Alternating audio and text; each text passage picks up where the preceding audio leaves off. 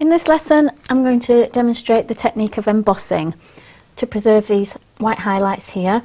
I'm not going to be using any solvents or anything, I'm just going to be using Prismacolor pencils on a Bristol board. It's nice smooth finish, no tooth to it. So I've just roughly put in the area I'm going to concentrate on preserving, and I'm going to use this embossing tool. You could use a biro that's run out, or anything with a blunted end that's not going to tear your paper.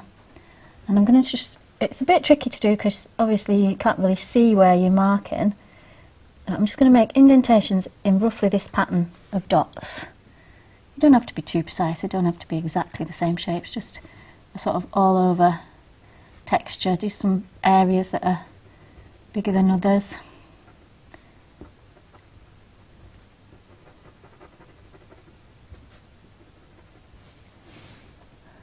And just try and make a nice rounded pressure, like a little rounded motion as you push in, so that you're not going to damage the paper. You just want to make an impression in it.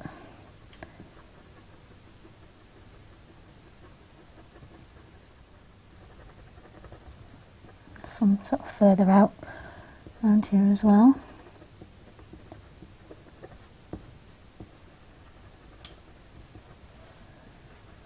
Don't worry too much if there's any bits that you miss, because later on we can adjust it using the Scotch tape to lift out any colour where you don't want it to be. This embossing technique is good because you're laying down where you definitely want to preserve the absolute white of the paper, and then you don't have to be quite so precise, because pretty much all of the rest of this is going to have a background colour of this quite intense yellow. So you can go ahead and shade right over the top of it and not have to worry then about preserving these white bits. Okay, so I'm pretty happy with what I've done there. I'm just going to now go in with lemon yellow, and when I'm going over these embossed areas, I'm going to use the flat edge of my pencil. I'm just going to be working on this area of the lemon, so you get some nice contrast between this dark bit and this light bit here. But obviously I work up the whole lemon in the same way.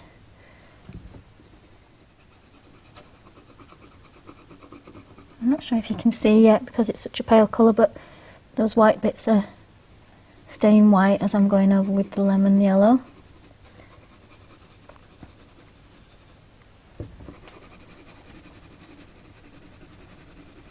Because of the texture of this lemon, I'm not being too precise in my sketching stroke. It's sort of pitted all over, so I'm using more of a cross-hatching effect.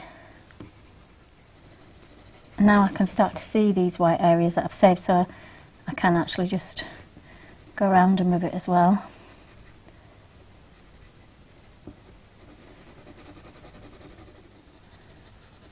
Like I said before, if you do miss anything and you want to take it out after you've coloured over, there's always the masking tape that we can go back, the Scotch tape that we can go back to using to lift some of the colour out.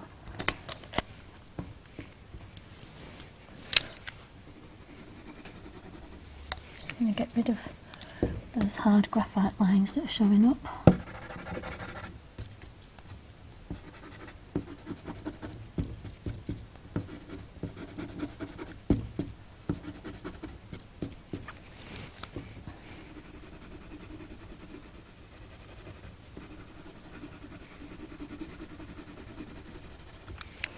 I'm just going to go into, this is canary yellow, a bit more of an orange tone around here.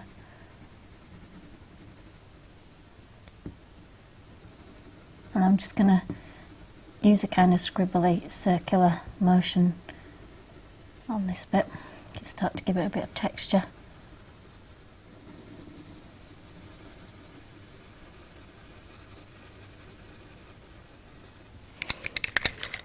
I'm going to go on to this one, which is yellow chartreuse, and it's just a bit of a greenish tone to it. accidentally pressed on too hard then, so I'm going to lift that out.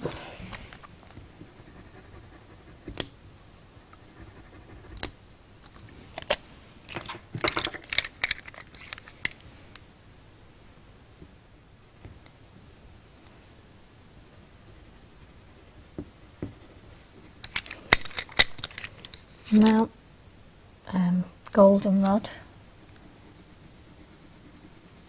Just coming in very lightly with this.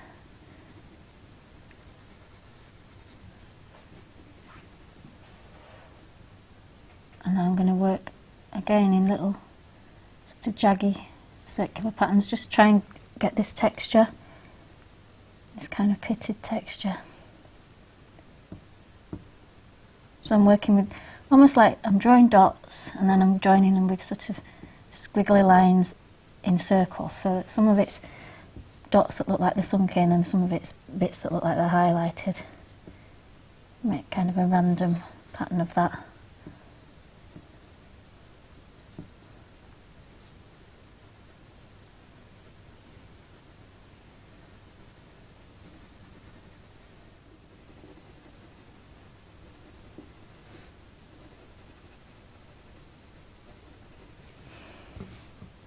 And again, if you do go a bit too far, you can always take some colour out with the Scotch tape.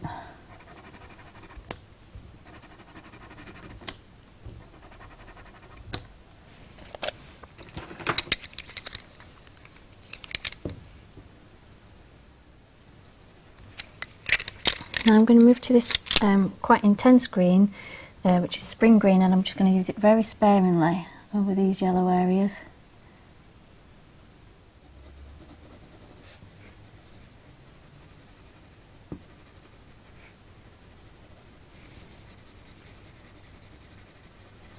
Again, using that circular motion just to add a bit of texture.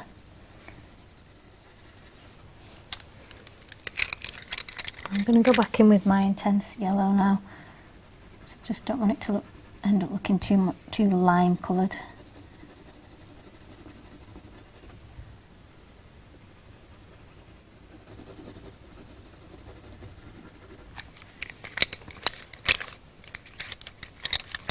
This one is yellow ochre.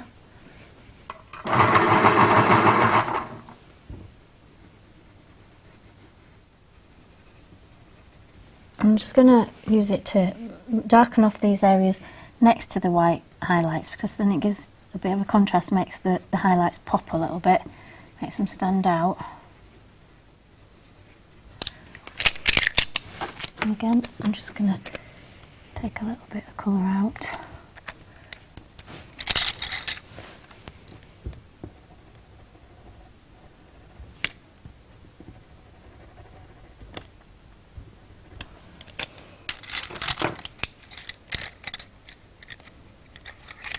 And similarly, I'm going to use this dark brown very sparingly,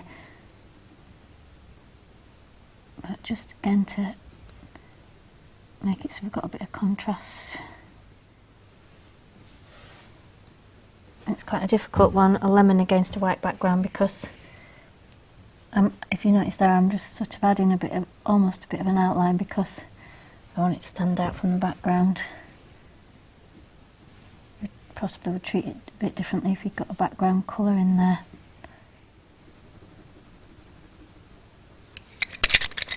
Back to my yellow ochre.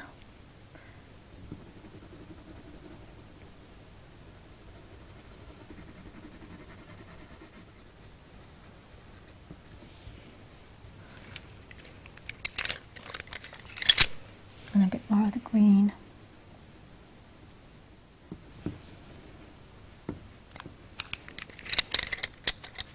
I'm just going to use a little bit of purple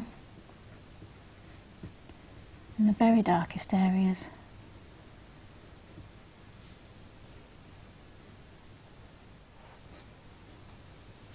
And like I said, because it's on a white background, I'm just putting a tiny touch of an outline to suggest it standing out. Just adding a few little dots and pits. And do the same in the yellow ochre, and then